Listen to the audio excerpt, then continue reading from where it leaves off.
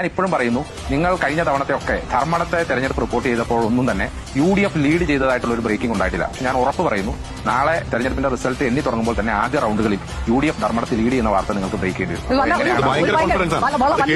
വരും. ആസ്ഥാനത്ത് പന്തലിട്ടതിനേക്കാൾ കോൺഫിഡൻസ് ആണ് അതിന് പറയുന്നത്. ആദ്യ റൗണ്ടിൽ ഞാൻ അവരോട് ചോദിക്കാൻ വരെ മോദി പുറകോട്ട് പോകുന്ന സാഹചര്യം നമ്മൾ കണ്ടിരുന്നു. സമാനമായ സാഹചര്യം ഉണ്ടാകുമെന്നാണോ? ഞാൻ വീണ്ടും പറയുന്നു, ധർമ്മടത്തെ ആദ്യ 2 റൗണ്ടുകളിൽ ആദ്യത്തെ റൗണ്ടുകളിൽ UDF ലീഡ് ചെയ്യുന്ന സാഹചര്യം ഉണ്ടാവും. LDF അവിടെ വിജയിക്കുകയാണെങ്കിൽ തന്നെ അവസാനത്തെ 2 റൗണ്ടുകളിൽ ആ 2 റൗണ്ടുകളിലെ വോട്ടിനെ ആസ്പദമാക്കിയായിരിക്കും വിജയിക്കാൻ പോകുന്നത്. അല്ലെങ്കിൽ നമുക്ക് ആ അവസാന 2 റൗണ്ടുകളിൽ എങ്ങനെയാണോ വോട്ടുകൾ വന്നിരിക്കുന്നത്, അത് വെച്ചാൽ പിണറായി പഞ്ചായത്തും ധർമ്മട പഞ്ചായത്തുമാണ്, ആ പഞ്ചായത്തുകളിൽ എങ്ങനെയാണോ വോട്ടുകൾ വന്നിരിക്കുന്നത് അതിനെ അടിസ്ഥാനപ്പെടുത്തിയായിരിക്കും നിങ്ങൾ എന്ത് സംഭവിച്ചാലും UDF സ്ഥാനാർത്ഥി അവിടെ ലീഡ് ചെയ്യുന്ന വാർത്ത ഇടയ്ക്ക് നിങ്ങൾക്ക് ബ്രേക്ക് ചെയ്യേണ്ടി വരും കേരളത്തിലെ മുഖ്യമന്ത്രി. അവരോട് ഞാൻ ചോദിക്കാനിരുന്നത്